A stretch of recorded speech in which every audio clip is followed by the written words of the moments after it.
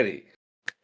So I'm here today to talk about how the US lacks moral superiority to meddle with, and I will say meddle because that's what it is, in foreign politics. Because when I look at the US, all I see is less foreign aid and more intervention. And I don't like the direction the US is going, cutting funding from US aid and getting involved with Iran. It, you know, it sets a precedent. So I guess that's my opening statement. Sure. So, in other words, if the United States weren't to intervene because they don't have the moral superiority, which country should take responsibility for defending human rights around the globe? I wouldn't say a country necessarily. I would say it would be Europe, Okay, so you're not a relying on singular country. okay, so you think that Europe, like a bunch of different countries, essentially should band together to defend human rights instead of the United States. Hasn't Europe also aided the US in other imperialist conquests before? So why wouldn't they also have a record of, uh, you know, moral superiority or lack thereof?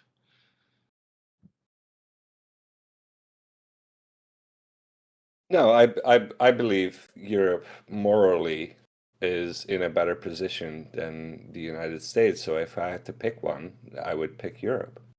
And that's not being What biased from just because I'm from there. I genuinely do you, think morally wise, Europe is in a better state than the US, and I'll have plenty of evidence to back that up. do you think that without the US, Europe currently or even in the past year or two could have defended Ukraine for as long as we have? I think that Europe is becoming stronger and stronger by the day, and uh, to just give you an example, our trade deal that we just made with India for like billions of dollars is a good, you know, a good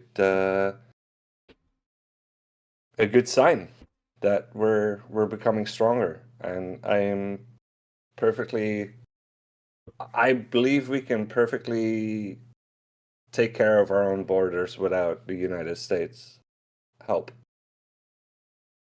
Okay. I guess the last question would be, do you think that based on what you just said, that Donald Trump had to force European countries in NATO to pay more in NATO because they weren't living up to their fair share, and henceforth they weren't living up to the amount of defense necessary to protect them from countries like Russia? Do you think that was a legitimate, reason, or do you think that Europe wanted to pay more into NATO because they felt like it? Why do you think that they paid more into the NATO coffers? Okay. Well, I genuinely believe that yes, the United States has been a big help with the war in Ukraine. Although I do not believe that we could not have handled it ourselves. All right, 3 minutes is on the clock now for you. Go ahead and Castle whenever you're ready. Give us your opening. Cool. So, whether the United States has moral superiority to interfere in foreign politics, I think to answer that, honestly, you have to kind of understand that the reality is not every country has the power to shape the world. There's really only a handful of nations that can do that.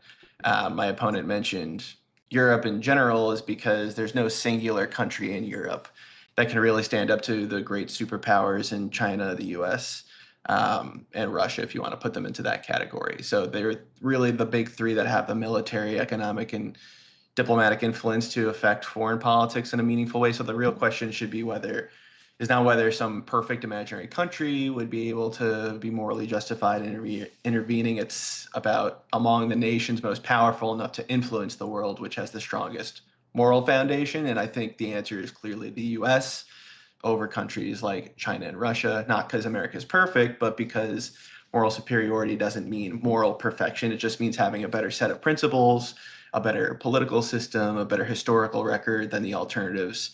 So compared to the other great powers, I think it's obvious the United States was built on constitutional rights and a government that protects individual rights, free speech, religion, the rule of law, and these aren't just small things. They're very, the values that many people around the world fight and die for. I mean, if you compare to countries like Venezuela or Iran, both countries that we're now entangled with, whether you agree with it or not, you can attest to the people living there right now are in support of America intervening because the current governments right now do not have the interest of supporting their people to give them better lives and opportunities in the country they live in.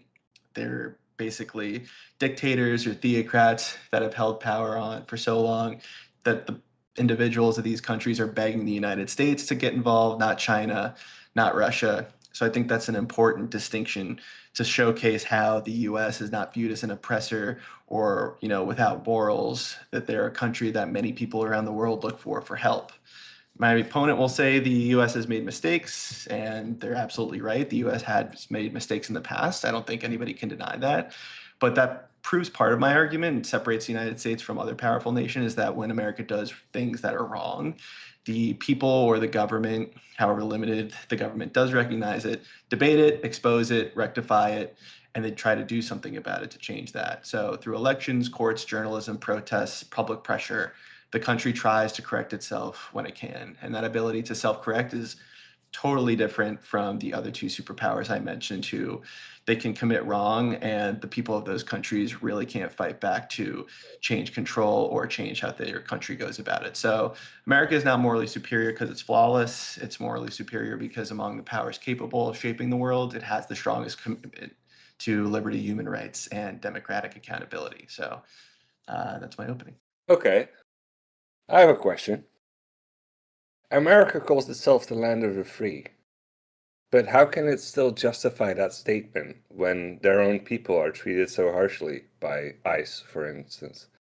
Moreover, how do they think they have the right to meddle with foreign politics at that point? I mean, I did some Googling, and the poverty statistics, 36 million living below the poverty line. Yeah, so Also, to answer that, Yep. oh, sorry, go for it. oh, sorry, Yeah, I had one remember more. it is Q&A. There's got to be an A. Go ahead. For me or for Red? Castle, answer the question, sir. Okay. Yeah, so I think that we're kind of like mixing things up. If it's just you were going off of multiple questions, that's fine too. But I think that the US, again, like I mentioned, the US has its own domestic issues. I don't support ICE. A lot of people in America don't support ICE. The polling on ICE shows that ICE is pretty negatively viewed. And I think that's something that we've even seen because of that negative reputation has been pulled back in certain places like Minnesota. So I think that even with our own problems domestically, in freedom that some people believe is being stepped on here, there's a way for us to democratically change things here, even if there's an administration that we don't like involved. So I think that's one thing, and I don't think that should affect how we help other people around the world. I think, like I said, America is not perfect, but we're able to distribute large-scale aid to countries around the world who need it. And I think that even in the past, if we've done things that internationally is viewed as wrong per se, it doesn't mean that we shouldn't be involved to help things that the international community believes is right. And I think that a lot of people internationally believe that what Iran is doing to their people is something that is terrible. How we go about it is being argued right now domestically, but it doesn't mean that we shouldn't be looking to help folks there as well. Next question back to you, Red. Okay, well, you seem to be convinced that America is helping the world or whatever. Okay, I have a counter. Go for it. 90% of US aid contracts were terminated, which used to fund things like maternal and child care, AIDS relief, food assistance, clean water. And okay, like I'm not gonna say like it's an obligation to the US to provide these things. Taking those away really like gives a good look at the US moral compass, in my opinion.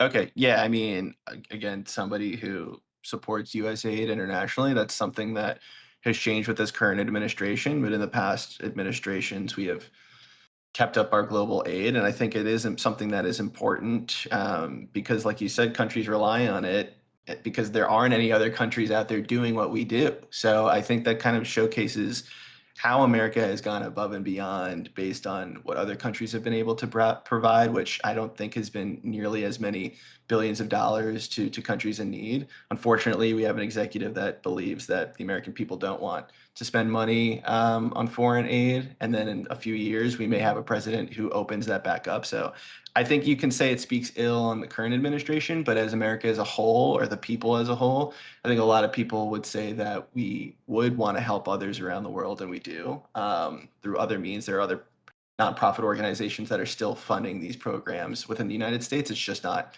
at a government level.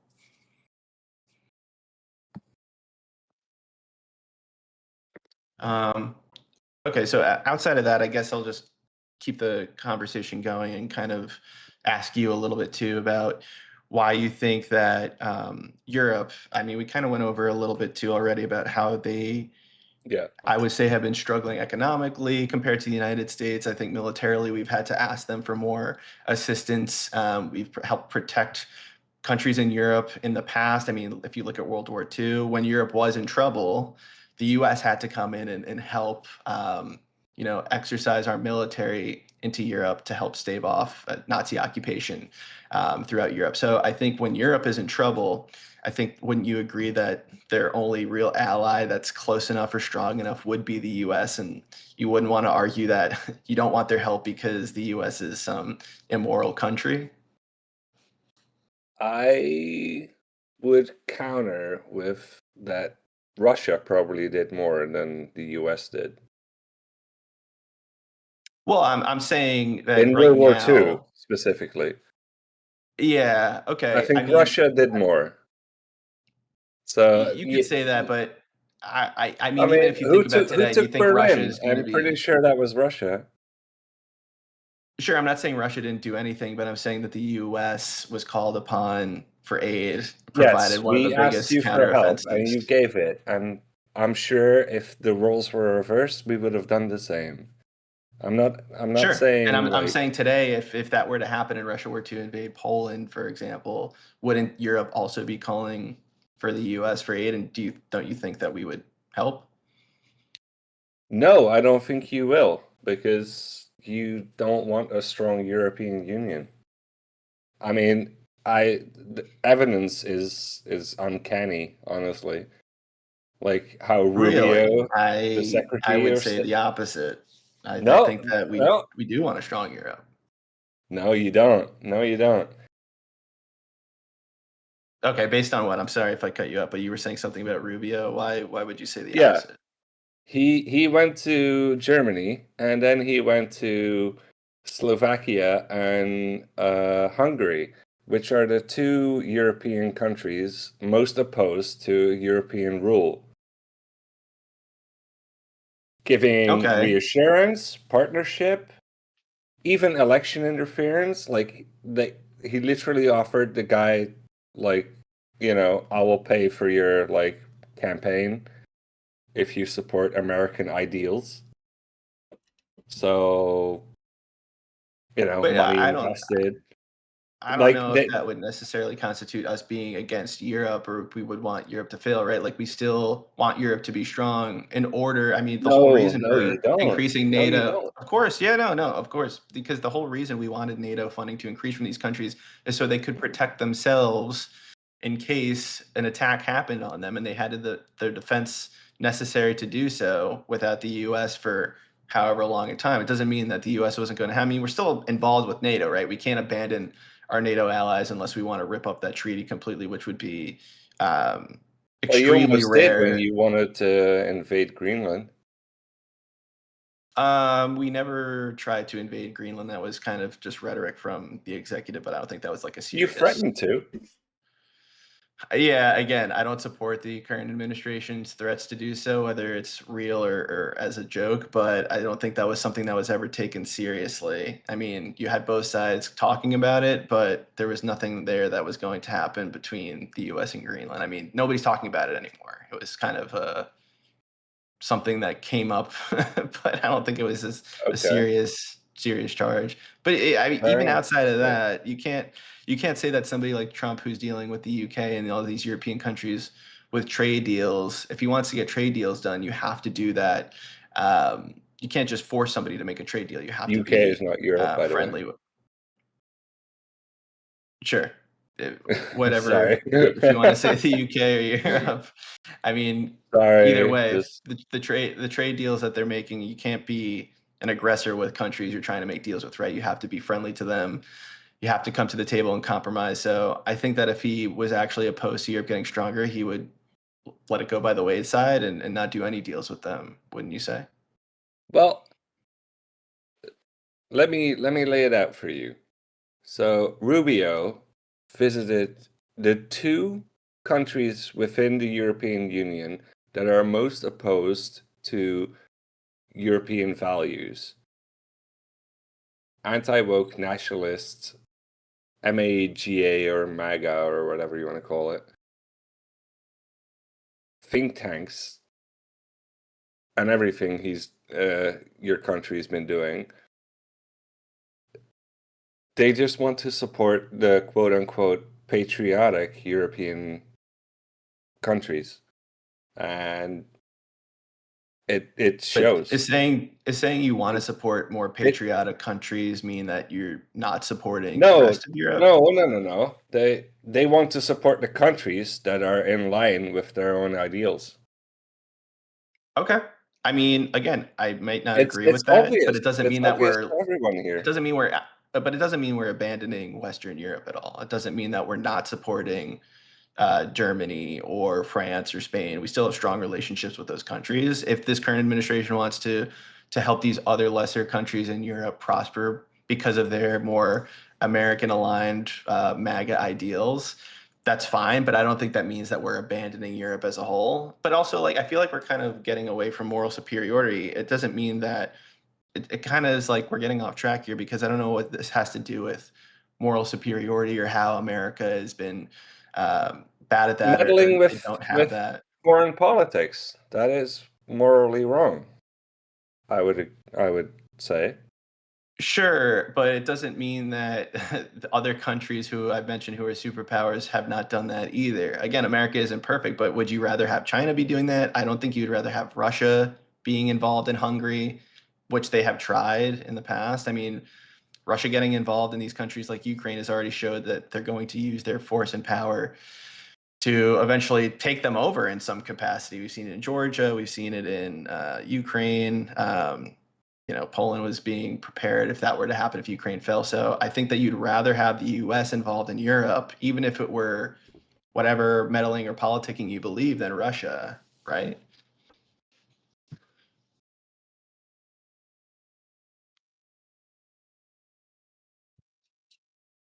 Or no? I don't.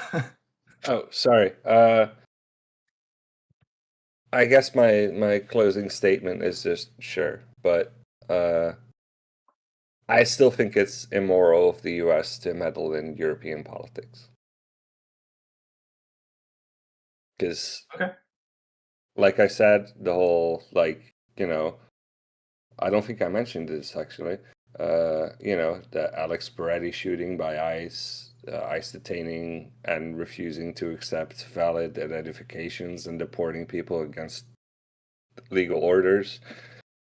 I mean, if they're doing that to their own people, do we really want them to, be in charge of the world, basically?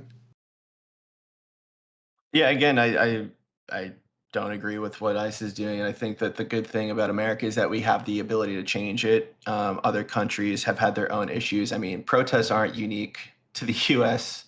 They don't even happen in countries like Russia and China because of how extreme their governments are. Because people do get killed there on a much more massive scale. So, I mean, France, they have protests every day. Spain, the UK, we've seen it all. It's not unique to the US, Oh but I yeah, think they're that so at least in tired of everything.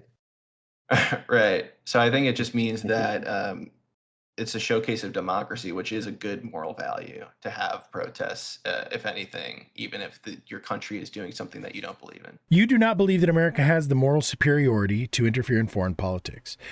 Do you believe that they have historically and that they've just lost it recently? Or do you believe that America has never had the moral superiority? Never. Look at the history. Look at Chile in 1975. Look at Saudi Arabia. Look at Iran right now, when Trump is literally saying, like, the war in Iran is good for us because American oil is, like, gaining value. So you have stated that the U.S. doesn't have moral superiority, but in response to Castle's question, that Europe does. My question to you is: should any country or coalition of countries violate the sovereignty of other countries by interfering in their politics? What gives anyone the moral right to do this? Oh, don't get me wrong. I never believed that any country has the moral right to do so. I'm just saying that if I had to choose, I would take Europe over the United States. If someone had to decide whatever happens in the world, I would choose Europe over the United States. So, Red, you keep on referencing the cutting of US aid. But if you want more US aid funding, that would take more intervention. And if there's less US aid, that would mean less intervention. So, what exactly are you asking for? Great question. I mean, US aid mostly goes to continents like Africa. I mean, US aid does not go to Europe. We don't need it. I just think US aid, like, to me, and I'm saying this as a European, and feel free to disagree with me, but the US aid was mostly going to Africa, and uh, I'm I don't know, obviously, because I'm not part of the American government, but I like to think that that money that used to go to Africa is now going to just meddle with European politics by, like, supporting Rubio, or supporting, like, Hungary by sending over Rubio and offering to, like, pay for his, like, politic campaign and stuff like that. Do you think that it is still moral for the United States to offer aid with conditions? I think there are gray areas there. Like, for example, if you think about the aid that we are offering in countries like Africa, like malaria prevention, for example, I don't think that there were any qualifications to that. But if you're talking about Ukraine, like, for example, we made a deal in Ukraine for their minerals. If you give us your minerals or you give us certain resources that you have, will protect you. I think that that can be somewhat of a looked at as a coercion, but at the end of the day, this isn't something that Ukraine or any other country has to accept. I think if it was some type of forced acceptance, then I think you can throw morals out the window. The fact that this was an agreed upon condition for more aid in Ukraine shows me that the Ukrainians thought it was moral, or they thought it was worth it enough for our protection against Russia. So in certain cases, I would say, yeah, if it was more forced, I would have to see an example of that for me to argue the other side. But yeah, I think it can still be conditional and still be moral. Basically, if the argument is that, or from your perspective, is that the U.S. does have the moral superiority to interfere in foreign politics, which I am Mhm. summarizing as violating other countries' sovereignty, why should those other countries care that the U.S. has, as you claim, a self-correcting system if it's still a violation of their sovereignty? Well, I think if there's a genocide going on, like we saw in Kosovo, I think it would be relevant for us to be involved in violating a country's sovereignty, right? Because the people in that country don't have a say. Obviously, their government, however it's run, is killing off a large section of people. And I think even in the U.S., what we've seen in Israel and Gaza, you have a lot of people internally, domestically, who are trying to change the way we view what's happening in the Middle East. That could be to the benefit of people who are being killed overseas. So I think that internally, it's important for people in the US to raise this because it can affect policy overseas. And I think that we've seen that interjecting ourselves in the sovereignty of other countries can save lives. Whether or not the government um, approves of that is one thing, but I think we've seen in the past how doing so has saved large swaths of people from being killed further. So I think it's something that not every case we're going to be perfect on, and where we find our footing. But we've had past instances where the U.S. has gone in and violated sovereignty for the betterment of the people that we were looking to save. If you read a history book, you see a mixed story of the US funding terrorists but also liberating people, building infrastructure but bombing it as well. Sanctions bring countries to poverty but also establishing free trade lanes. So, with such mixed results, how could you justify making the gamble of intervention? So again, I wasn't shy of saying that the US was perfect by any means necessary. I think my argument really stems from when I named the top three superpowers in Russia and China, is if the US wasn't involved in making the rules of war or making the rules of international order, you would have a country like China or Russia step in. And I think based on our histories, you would see that it would go a lot differently, and you would see more bad actors with a country like Russia in charge of setting international order than the US. That's not to say that the US hasn't done things like you mentioned, like we have funded and protected terrorists in the name of preventing terrorism, which is kind of ironic or hypocritical. But at the same time, Russia has done these things too.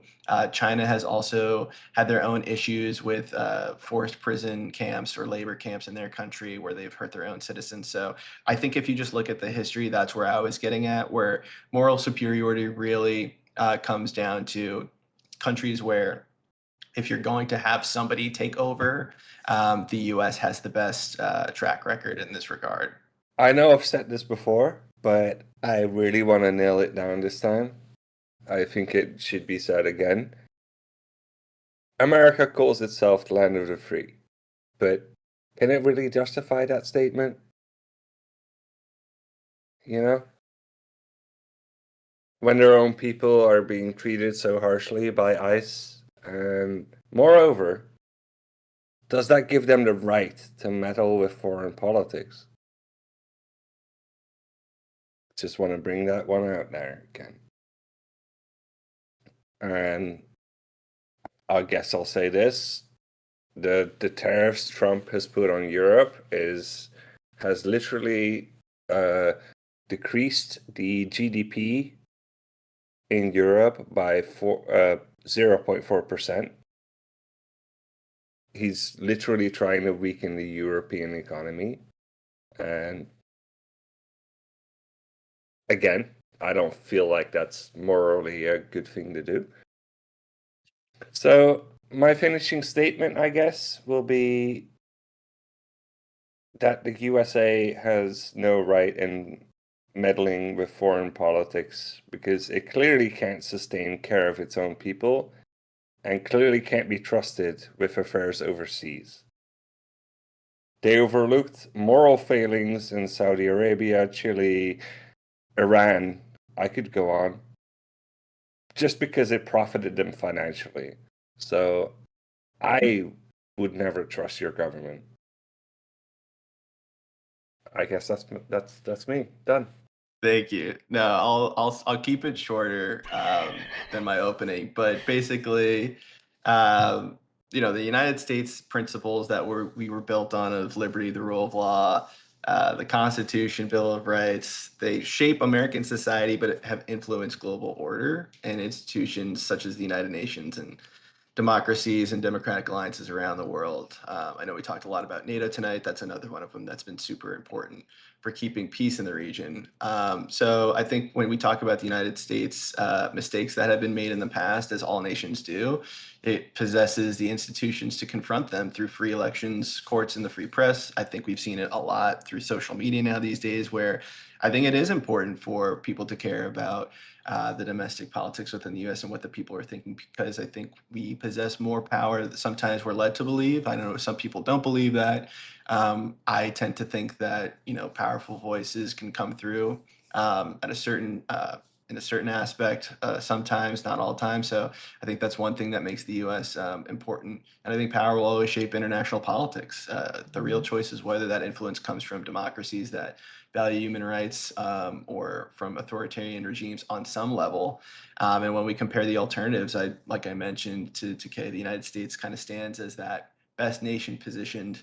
My opponent said that Europe is a better alternative, and I don't think that you can really quantify Europe as a cohesive country or even a cohesive continent at this point. When he mentioned there are 3 countries that Marco Rubio visited that he prefers more than the others, and there's some strife between countries in Europe. So even when you look at a place like Europe, it's not even as cohesive as single government as the United States that can really put all of our money and goodwill to use that we have. So yeah, that said, I think that kind of gives us the moral superiority edge that a lot of other countries, superpower countries lack.